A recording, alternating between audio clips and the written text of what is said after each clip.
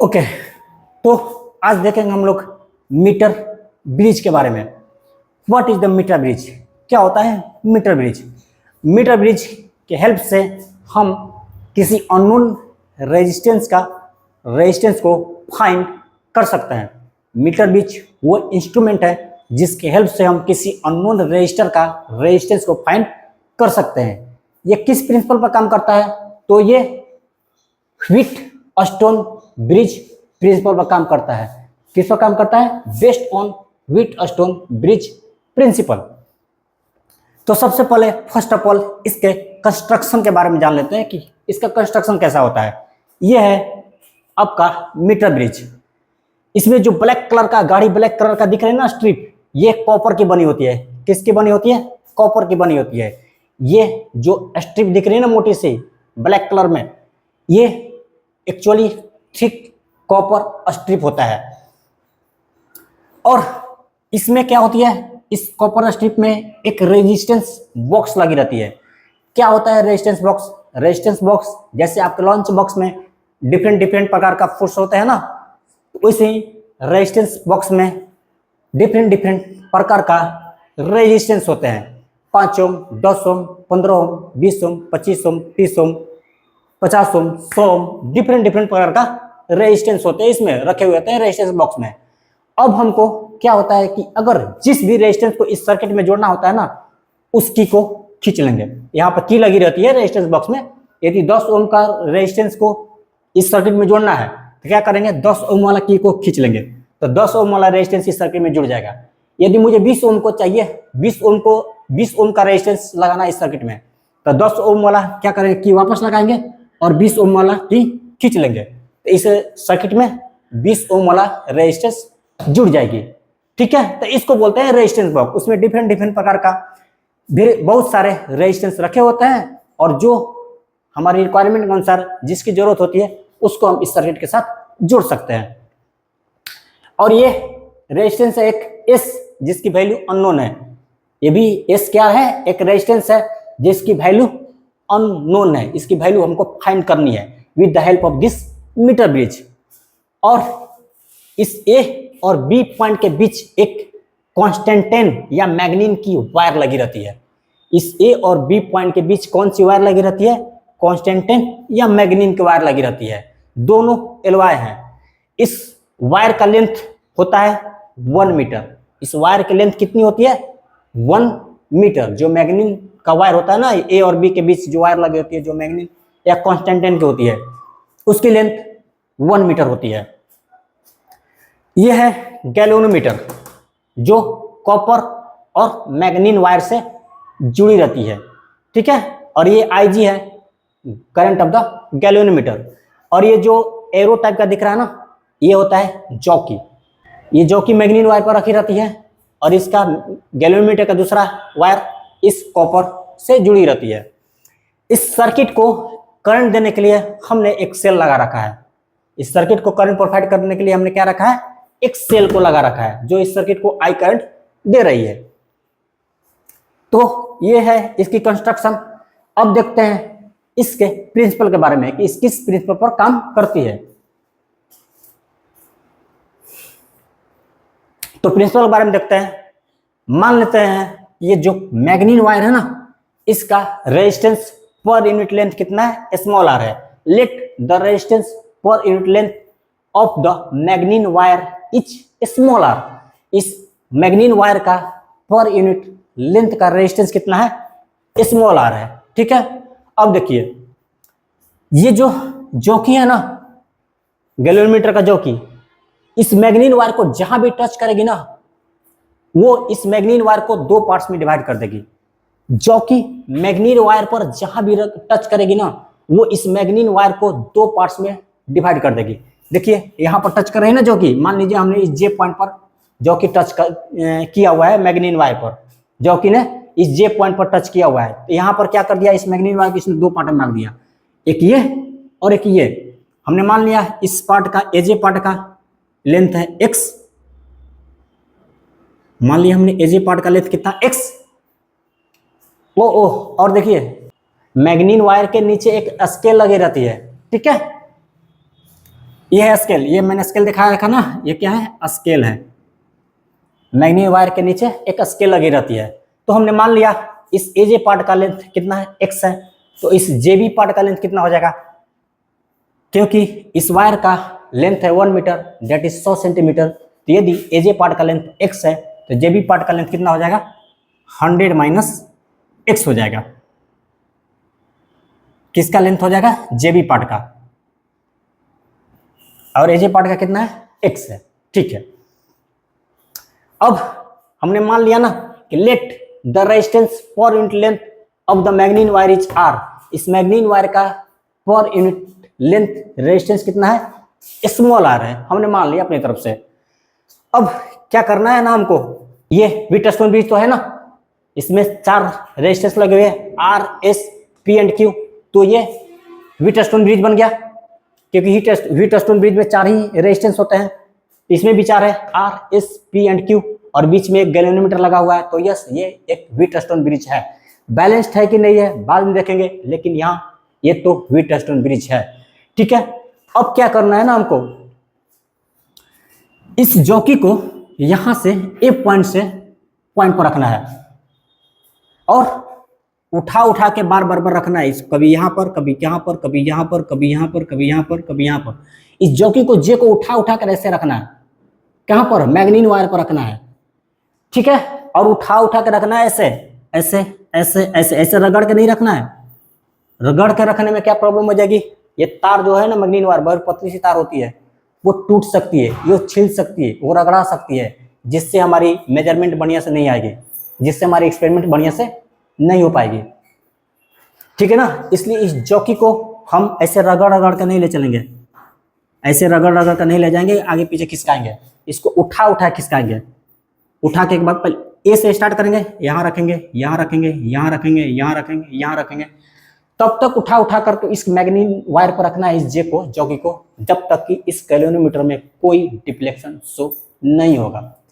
मान लीजिए ए पॉइंट पर रखा है, डिफ्लेक्शन शो किया, ए से आगे रखा, इस पॉइंट पर रखा, डिफ्लेक्शन शो किया, इस पॉइंट पर रखा, डिफ्लेक्शन शो किया, इस पॉइंट पर रखे, कोई डिफ्लेक्शन नहीं, और गलती से आगे बढ़ गए, इधर चले गए, तो फिर से वापस आएंगे। ठीक है ना, रहता है ना इस तरह से गैल्वेनोमीटर का नीडल, जब डिफ्लेक्शन होता है इधर आता है, ऐसे आता है डिफ्लेक्शन, तो हम उठा उठा के जॉकी को रखेंगे, कभी ए से स्टार्ट करेंगे, कभी यहाँ रखेंगे, कभी यहाँ रखेंगे, कभी यहाँ रखेंगे मैग्नीफाइंग वायर पर, और तब तक उठा उठा के रखते रहेंगे जब तक कि हमको गैल्वेनोमीटर में कोई डिफ्लेक्शन शो नहीं होगा। जैसे आप इसको यहाँ रखेंगे ना, क्योंकि इस वायर में करंट है ना, तो गैल्वेनोमीटर में डिफ्लेक्शन शो होगी, यहाँ पर रखेंगे तो गैल्वेनोमीटर में डिफ्लेक्शन शो होगी। तो अब जिधर भी रखेंगे ना, आप गैल्वेनोमीटर में एक डिफ्लेक्शन शो देखेंगे ही देखेंगे, लेकिन एक पॉइंट ऐसा होगा जहां पर हमको गैल्वेनोमीटर में कोई डिफ्लेक्शन शो कर नहीं होगा। मान लीजिए हमने वो पॉइंट जे है, हमने मान लिया वो पॉइंट कौन सा है, जे है, जहां पर गैल्वेनोमीटर में कोई भी डिफ्लेक्शन नहीं देखने को मिल रही है हमको, तो हम जॉकी को वहीं पर छोड़ देंगे। जिस पॉइंट पर हमको गैल्वेनोमीटर में कोई डिफ्लेक्शन देखने को नहीं मिलेगी ना, हम जॉकी को उसी पॉइंट पर छोड़ देंगे। मान लीजिए हमने वो पॉइंट कौन सा है, ये जे है, जहां पर हमको गैल्वेनोमीटर में कोई डिफ्लेक्शन देखने को नहीं मिल रही है, मतलब IG क्या हो जाएगा, 0 हो जाएगा। अब देखिए, अब जो व्हीटस्टोन ब्रिज है ना, ये बैलेंस्ड हो जाएगा, व्हीटस्टोन ब्रिज जो है बैलेंस्ड हो जाएगा। क्यों, क्योंकि इस गैल्वेनोमीटर में कोई करंट नहीं जा रही है, तो ये बैलेंस्ड व्हीटस्टोन ब्रिज बन जाएगा। जो है ना R, S, P और Q से बना हुआ है जो व्हीटस्टोन ब्रिज है, वो एक बैलेंस हो जाएगा। कब बैलेंस हो जाएगा, जब जॉकी को जे पॉइंट पर रखेंगे, क्योंकि यहाँ पर इस गैल्वेनोमीटर में कोई डिफ्लेक्शन शो नहीं हो रही है, तो ब्रिज क्या हो गया, अब बैलेंस हो गया। तो जैसे ही ब्रिज बैलेंस हो जाती है, तो हमको पता है एक फार्मूला लगाते हैं हम। कौन सा फार्मूला लगाएंगे, R अपॉन में S is equal to P upon में Q, लिख सकते हैं ना। जैसे ही ब्रिज देखेंगे कि ब्रिज बैलेंस हो गई भाई, तो हम लिख सकते हैं फॉर्मूला R अपॉन में S is equal to P upon में Q। यही तो है बैलेंस्ड व्हीटस्टोन ब्रिज का फॉर्मूला। ठीक है ना, किसी भी बैलेंस ब्रिज में ये वाला फॉर्मूला लगा सकते हैं हम, व्हीटस्टोन ब्रिज में, बैलेंस्ड व्हीटस्टोन ब्रिज में हम ये वाला फॉर्मूला लगा सकते हैं ना। ओके, लगा सकते हैं। चलिए, R अपॉन में S is equal to P का रेजिस्टेंस कितना हुआ, हमने माना हुआ है कि भाई इस मैग्नीफाइंग वायर का रेजिस्टेंस पर यूनिट लेंथ कितना है, स्मॉल r है। पर यूनिट लेंथ कितना है, इस मैग्नीफाइंग वायर का रेजिस्टेंस स्मॉल आर है, तो एक्स लेंथ का रेजिस्टेंस कितना हो जाएगा, एक्स आर हो जाएगा। एक्स लेंथ का रेजिस्टेंस कितना हो जाएगा, एक्स आर हो जाएगा भाई। पर यूनिट लेंथ का जब रेजिस्टेंस स्मॉल आर है तो एक्स लेंथ का रेजिस्टेंस एक्स आर हो जाएगा, ठीक है। तो पी का वैल्यू लिख देंगे हम एक्स इंटू आर। अब इसका क्यू का 100 माइनस एक्स का रेजिस्टेंस कितना हो जाएगा, तो 100 माइनस एक्स का रेजिस्टेंस हो जाएगा कुछ नहीं, 100 माइनस एक्स इंटू में आर कर दीजिए, क्योंकि ये आर क्या है, रेजिस्टेंस पर यूनिट लेंथ। तो ये क्यू का रेजिस्टेंस कितना हो जाएगा, 100 माइनस एक्स इंटू आर। तो लिख देंगे यहाँ पर 100 minus X into R. R से आर गया तो आर अपॉन में S is equal to X upon में 100 माइनस एक्स, ठीक है। यहां से S X is equal to R into 100 minus X. इसलिए हमको किसकी वैल्यू फाइंड करनी है, एस की ना, क्योंकि यहां पर अननोन तो एस ही है, एस की वैल्यू फाइंड करनी है। तो हम लिखेंगे S is equal to R into 100 minus X upon में एक्स। आ गई अपनी एस का फॉर्मूला।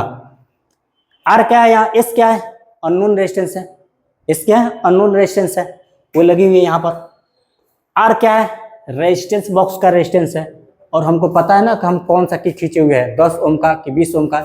यदि 10 ओम का की खींचे हमने तो ये उसकी वैल्यू, आर की वैल्यू 10 ओम हो जाएगी। यदि 20 ओम वाला की हमने खींचा हुआ है, इस आर का वैल्यू 20 ओम हो जाएगी। तो इसकी तो वैल्यू पता है हमको आर का, क्योंकि ये रेजिस्टेंस बॉक्स का रेजिस्टेंस है, हमको पता है कि कौन सा की खींचे हुए हैं हमने। तो आर का रेजिस्टेंस वैल्यू, आर का रेजिस्टेंस पता है हमको। एक्स, इस एक्स का वैल्यू कैसे पता करेंगे, इस स्केल की हेल्प से। ये स्केल लगी हुई है ना इस वायर के बीच नीचे, ये मैग्नीफाइंग वायर के जस्ट नीचे एक स्केल लगी हुई है, ये स्केल। इस स्केल के हेल्प से ना इस एक्स का लेंथ हम फाइंड कर लेंगे। एक्स का लेंथ क्या करेंगे, फाइंड कर लेंगे कि भाई ये 10 मीटर है कि 5 मीटर है कि 15 मीटर है कि 20 मीटर है। यदि ये 10 सेंटीमीटर शो कर रहा है तो ये कितना हो जाएगा, 90 सेंटीमीटर हो जाएगा। यदि ये 20 सेंटीमीटर होगा, स्केल के हेल्प से देखेंगे कि ये 20 सेंटीमीटर है तो 100, ये कितना हो जाएगा, ये 80 सेंटीमीटर हो जाएगा। इस तरह से मुझे हमारे पास आर का भी वैल्यू है और एक्स का भी वैल्यू है, तो हम एस का वैल्यू इजीली कैलकुलेट कर सकते हैं। तो ये थी फंक्शन ऑफ मीटर ब्रिज। हम मीटर ब्रिज के हेल्प से किसी अननोन रजिस्टर का रेजिस्टेंस को फाइंड कर सकते हैं। अब कुछ चीजें ध्यान देने हो, कुछ चीजें नोट करने हो, तो नोट कर लीजिए कुछ बातें। तो कौन सी पहली बात नोट करने वाली है कि ये मीटर ब्रिज जो है ना, इसमें इतनी मोटी, इतनी थिक कॉपर स्ट्रिप क्यों लगी रहती है। इसका एक ही रीजन है। क्या रीजन है, देखिए हमारे पास रेजिस्टेंस का फॉर्मूला क्या होता है, R is equal to rho L upon में ए होता है, जहां पर आर क्या है, रेजिस्टेंस है, रो क्या है, स्पेसिफिक रेजिस्टेंस है। स्पेसिफिक रेजिस्टेंस क्या होता है, किसी भी मटेरियल की प्रॉपर्टी होती है, और ये मटेरियल पर डिपेंड करता है। रो किस पर डिपेंड करता है, मटेरियल पर डिपेंड करता है। एक पार्टिकुलर मटेरियल के लिए इसका एक पार्टिकुलर वैल्यू होती है, और इसका वैल्यू चेंज कर जाती है with the change of material. Copper के लिए अलग होता है, एल्युमिनियम के लिए अलग होता है, आयरन के लिए अलग होता है। हर मटेरियल के लिए रो क्या होता है, अलग अलग होता है। और ये क्या है, लेंथ ऑफ द वायर, ठीक है। और ये क्या है, एरिया ऑफ द वायर। तो यहां से हम देख सकते हैं ना, R is inversely proportional to A. R क्या है, ए के इनवर्सली प्रोपोर्शनल है। मतलब क्या है, जैसे जैसे एरिया बढ़ेगी ना, वैसे वैसे रेजिस्टेंस आपका क्या होगा, घटेगा। जैसे जैसे एरिया बढ़ेगी वैसे वैसे रेजिस्टेंस क्या होगा, घटेगा, डिक्रीज करेगा। तो इसीलिए ये मोटी कॉपर स्ट्रिप ली गई है कि भाई ये थिक कॉपर स्ट्रिप लेंगे ना तो इसकी एरिया ज्यादा होगी, और एरिया ज्यादा होगी तो क्या होगा, इसका रेजिस्टेंस कम होगा। एक तो ये कॉपर है, ऐसी गुड कंडक्टर ऑफ इलेक्ट्रिसिटी है, एक तो कॉपर है गुड कंडक्टर ऑफ इलेक्ट्रिसिटी, और दूसरे में इसकी एरिया थिक है, इसके एरिया हाई है, ज्यादा है। तो एरिया हाई होने से क्या होता है, इसका रेजिस्टेंस कम हो जाती है। तो इसमें और ज्यादा करंट फ्लो करने लगेगा। तो रेजिस्टेंस कम करने का एक ही मकसद होती है कि इसमें अच्छे से करंट फ्लो कर सके, ठीक है। और ये मैग्नीन वायर क्या होता है ना, कॉन्स्टेंटेन, और जो मैग्नीन वायर कॉन्स्टेंटेन या मैग्नीन वायर जो होता है ना, इसकी रेजिस्टेंस बहुत हाई होती है, इसीलिए इस वायर को यूज किया जाता है। किसको? कॉन्स्टेंटेन या मैग्नीन वायर को यूज किया जाता है, क्योंकि इसकी रेजिस्टेंस बहुत ही हाई होती है, और कॉपर के रिस्पेक्ट में तो इसकी रेजिस्टेंस बहुत ही हाई होती है, ठीक है ना। और इसकी रेजिस्टेंस जो होता है ना, कॉन्स्टेंटेन और मैग्नीन वायर का जो रेजिस्टेंस होती है वो with the change in temperature change भी नहीं करती है। तो टेम्परेचर चेंज होने के साथ कॉन्स्टेंटेन या मैग्नीन वायर का रेजिस्टेंस चेंज नहीं करती है। तो क्या बेनिफिट मिला इसका हमको? इसका रेजिस्टेंस कॉन्स्टेंटेन और मैग्नीन वायर का रेजिस्टेंस बहुत हाई है, तो क्या बेनिफिट मिला? देखिए क्या होता है ना, जब इसका रेजिस्टेंस बहुत हाई रहेगा मैग्नीन वायर का, तो मैक्सिमम करंट इस कॉपर वायर में चला जाएगा। इस मैग्नीन वायर में बहुत ही कम करंट जाएगी, मोस्ट 98-99% करंट इस कॉपर वायर में चला जाएगा। इस मैग्नीन वायर में बहुत ही 1% करंट जा पाएंगे, ठीक है ना। उससे हमको क्या मिलेगा? उससे मिलेगा क्या? इस एस को ना अच्छे से करंट मिल पाएगी, क्योंकि हमको इस एस का ही वैल्यू फाइंड करना है ना। तो इस एस का वैल्यू अच्छे से तभी फाइंड कर पाएंगे, इसका करेक्ट रीडिंग तभी ले पाएंगे जब इसमें सही से करंट फ्लो होगा। इसलिए ये जो वायर लिया रहता है ना, बहुत हाई रेजिस्टेंस का लिया रहता है, क्योंकि इसमें कम से कम करंट जा सके और ज्यादा से ज्यादा करंट इस कॉपर स्ट्रिप में जा सके, ताकि इसको इस अननोन रेजिस्टेंस को अच्छे से करंट मिल सके, जिससे हमारी करेक्ट रीडिंग मिल सके अच्छे से, ठीक है ना।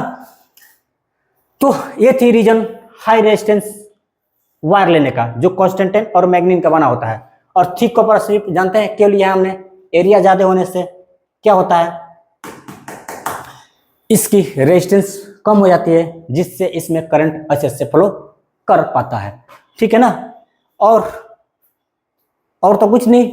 हाँ, इस वायर का जो लेंथ होता है, मैग्नीन वायर का लेंथ 1 मीटर होती है।